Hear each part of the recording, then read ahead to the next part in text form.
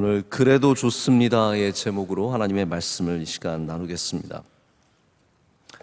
우리가 무엇인가를 꿈꾸고 소망하고 일할 때 우리의 뜻대로 다 안 될 때가 있습니다. 오늘 이제 바울은 그런 삶을 많이 살았죠. 그런데 내 뜻대로 안 되고 잘 안 될 때 혹시 여러분 그래도 괜찮다라고 생각해 보신 적 있으십니까? 오히려 나에게 좋은 기회가 될 수 있다라고 느껴보신 적이 있으십니까? 만약에 그렇다면 여러분은 믿음이 있는 사람입니다. 믿음이 잘못되면, 내가 원하는 대로 안 되면 하나님께서 나를 도와주시지 않는 것이고, 내 뜻대로 인생이 흘러가지 않으면 하나님께서 나의 길을 축복하지 않으신다라고 생각하는 그러한 생각입니다. 바른 믿음은 내 뜻대로 안 될 때도 하나님을 신뢰하는 것입니다. 여러분, 우리가 오늘 읽은 본문의 말씀은 바울이 자신의 사역 속에서 얼마나 많이 고생을 하고 많은 아픔을 당하고 어려움을 당했는지를 아주 상세하게 적은 다음에 하는 말입니다. 우리가 고린도 전후서 말씀을 제가 강해로 전했기 때문에 여러분께서 기억을 하시겠지만, 정말로 바울이 이런 수많은 고난과 내 뜻대로 안 되는 삶 속에서 그 자신의 약한 것을 자랑하고 있는 것을 우리는 주목해 봐야 합니다. 보통 사람들은 자기가 잘난 것, 잘한 것, 남들이 존경할 만한 것, 아주 특별한 것만 자랑하겠지만, 바울은 한마디로 죽도록 고생하고 내 맘대로 안 되는 인생을 자랑하고 있습니다. 이걸 제가 조금 바꿔서 말하면 이렇게 말하는 겁니다. 고린도 성도 여러분들, 제가 감옥에 여러 번 갔습니다. 그래도 좋습니다. 나는 돌에도 맞았습니다. 그래도 좋습니다. 40에 한한 감암매를 5번 맞았습니다. 그래도 좋습니다. 나는 3번이나 파선을 당해서 죽을 뻔했습니다.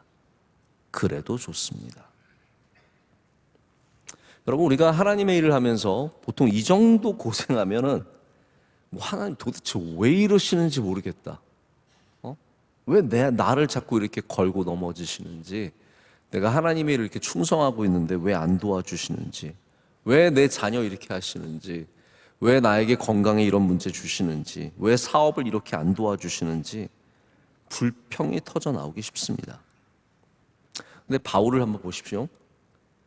바울처럼 헌신되고 수고하는 사람이 어디 있습니까? 우리랑 어떻게 보면 믿음을 비교하기 어려울 정도로 바울은 특별한 믿음을 가진 사람인데, 하나님께서 그도 역시 이렇게 고생시키시고 환난과 수많은 어려움들을 지나가게 하십니다. 보호해 주시지 않으셨습니다. 우리는 당연히 하나님께서 오셔서 딱 건져주실 것 같지만, 그게 또 간증인 것 같지만, 바울은 그렇지 않았다는, 나 40의 감한 매를 여러분 매 맞아 보신 적 있으십니까? 다 있으시잖아요. 왜 없으신 척 하십니까? 다 맞는 게 얼마나 아프고 싫고 그렇습니까? 선생님이 그냥 이렇게 자비롭게 때리는 것도 막 자로 때려도 막 이러고 그러고 맞는데, 이거 묶어놓고 40에 하나 감한 매를 그 날카로운 쇠가 박힌 그것으로 살점이 뚝뚝 떨어져 나가는 걸 5번 맞았는데 자기 괜찮다는 겁니다. 교통사고 한 번 나도 우리가 굉장히 어려운데 3번이나 파선을 당해서 죽을 뻔했는데, 이 모든 것 가운데 그래도 좋습니다 라고 말하고 있습니다. 바울에게는 왜 하나님 이러십니까? 저한테 좀 그만 좀 이러십시오라는 그러한 말이 없습니다. 제가 아무리 살펴봐도 그런 말을 찾을 수가 없습니다. 이런 일들에 절대로 절망하거나 실망하거나 시험 들어서 포기하지 않았습니다.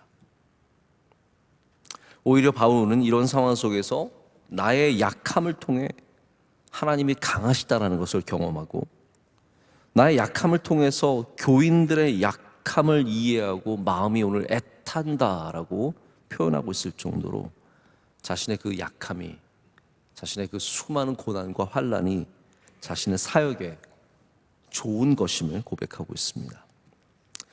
여러분, 우리 그리스도인들은 어려운 일을 만났을 때 그래도 좋습니다 라고 말할 수 있는 믿음이 있어야 합니다.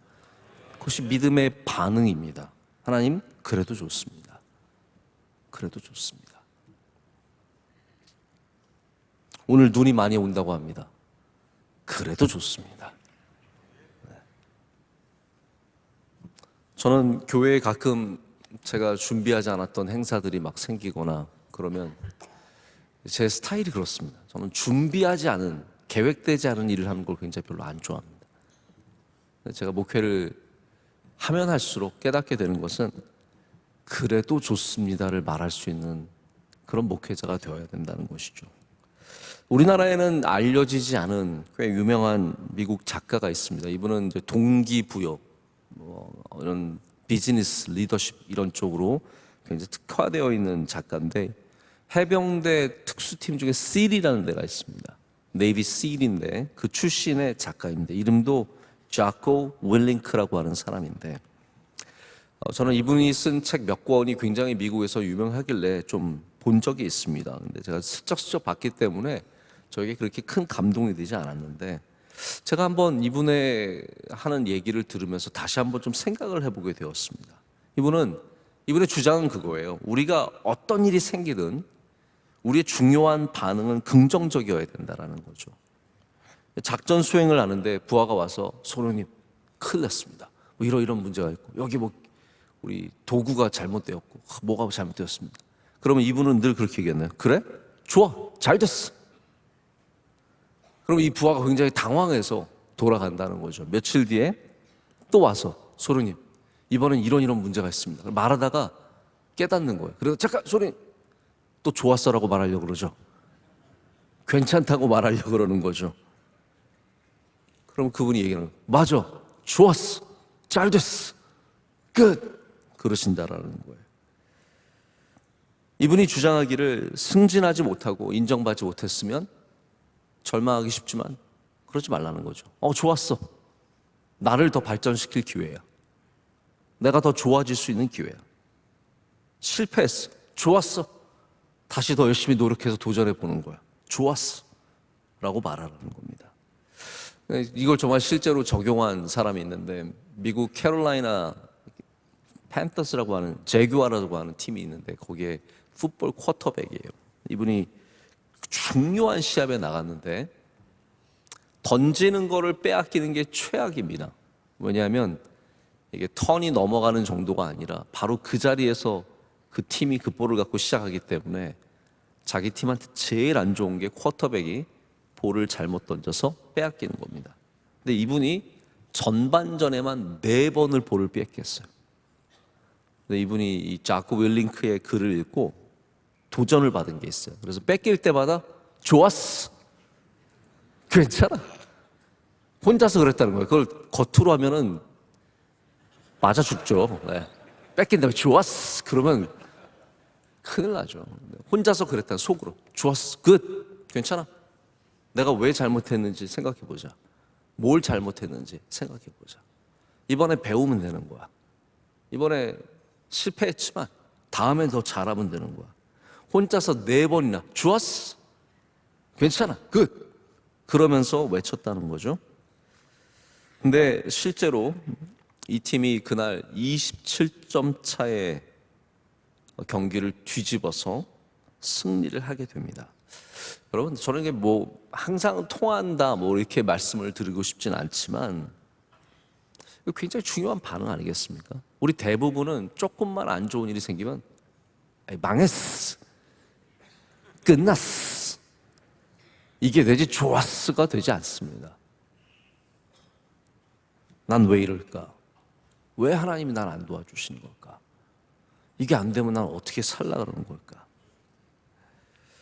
여러분, 우리가 긍정적인 반응을 보여야 하는 이유는 뭐 그냥 단순히 정신적인 이유 때문이 아니라 이것이 신앙과 굉장히 깊은 관련을 갖고 있기 때문입니다. 우리가 긍정적인 반응을 보여야 하는 가장 중요한 첫 번째 이유는 무엇인가를 배울 수 있기 때문입니다. 할렐루야.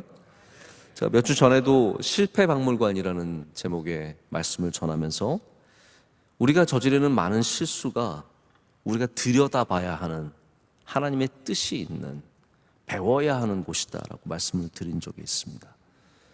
우리 사람들은 잘 안 됐다라는 감정이 우리를 사로잡으면 위축됩니다. 아, 큰일 났다. 두렵습니다. 끝난 거 아닌가. 섭섭한 마음이 들어오기 시작하면 왜 또 안 되고, 왜 안 도와주시고, 나는 왜 안 되고, 이러면 그 마음이 우리를 지배하기 쉽습니다. 여러분, 믿음이 우리의 마음을 다스려야지 절망과 실망과 섭섭한 마음이 우리를 다스리면 안 됩니다. 저희 아이들에게 중요하게 가르쳐주는 것 중에 하나가 뭐냐면, 기분이 태도가 되게 하지 마라. 너의 기분이 태도가 되게 하지 마라. 기분은 안 좋아도 인사는 해라. 기분이 안 좋을 수 있죠. 그렇다고 인사 안 하고 그냥 가면 그거는 인격적으로 성숙한 게 아닙니다. 기분이 안 좋아도 인사는 할 수 있어야 되고, 속상해도 자기가 해야 될 건 있고, 기분이 태도가 되지 않게 하는 것. 근데 우리 많은 경우에는 우리의 감정과 우리의 기분이 태도가 되어서 잘못된 곳으로 가도 그거를 그냥 가만히 놔두는 거예요. 내 인생인데도 그냥 거기에 끌려다니는 겁니다.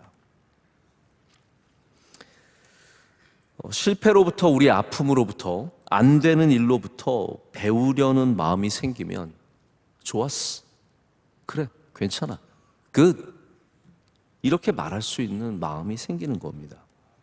아이가 이제 시험을 보고, 저희 아이 얘기는 아니지만 만약에 60점을 받아왔다고 쳐봐요.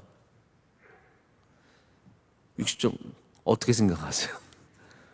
저희 아이는 60점만 맞으면 잘 맞은 겁니다. 뭐 이렇게 생각하시는 분들 계실 수 있겠죠?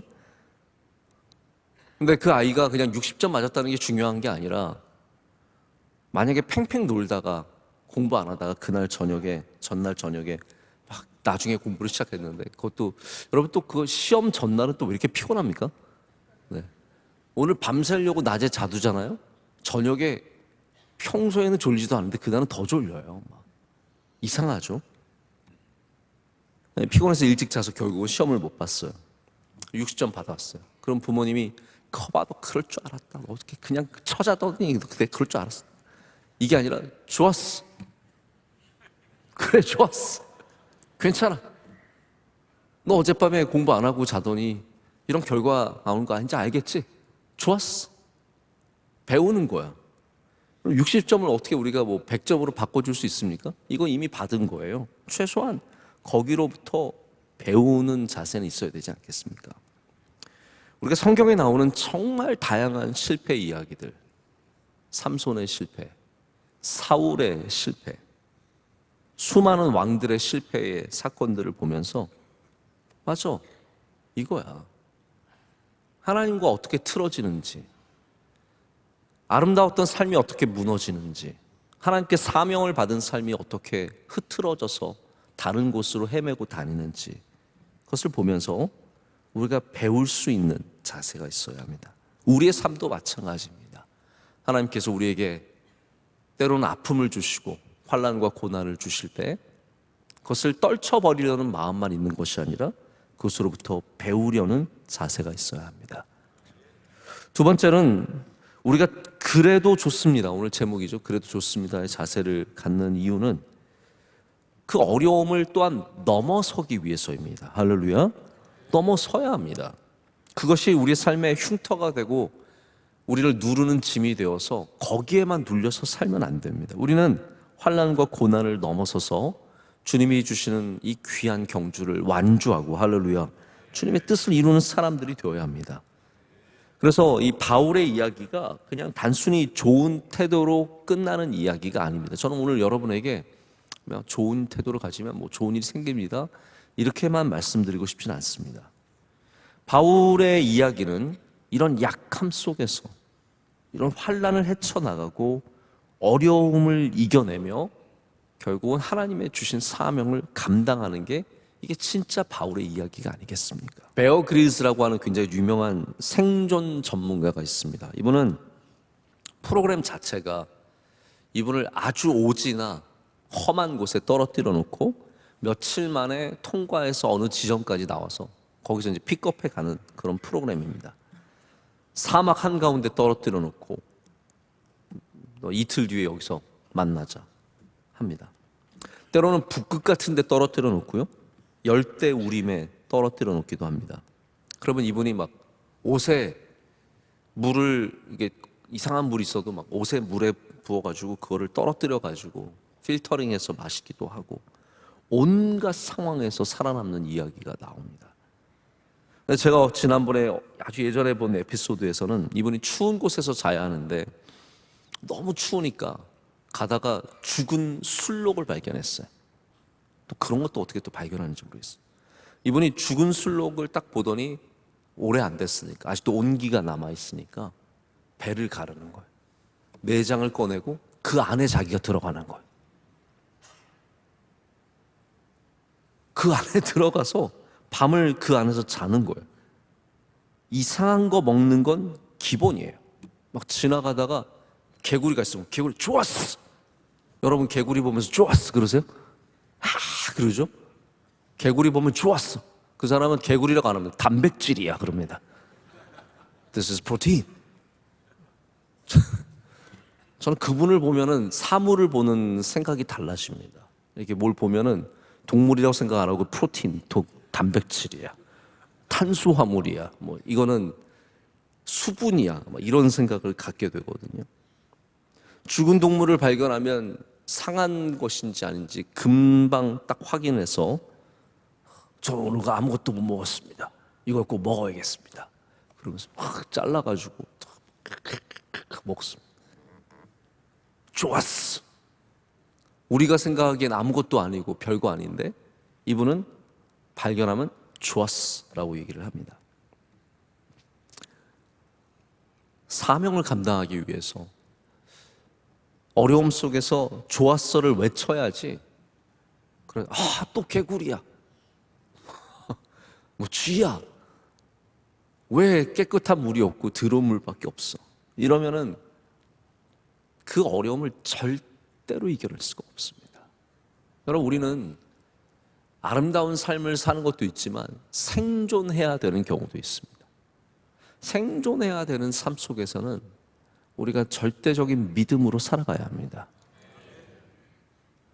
믿음으로 살아가려면 하나님이 주신 것을 좋다라고 여길 수 있는 마음의 자세가 필요하다는 거죠.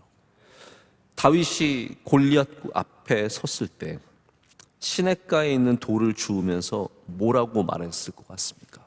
야, 이거 큰일 났는데 이거 말고 좀 좋은 거 없나? 이거로 싸워도 될까?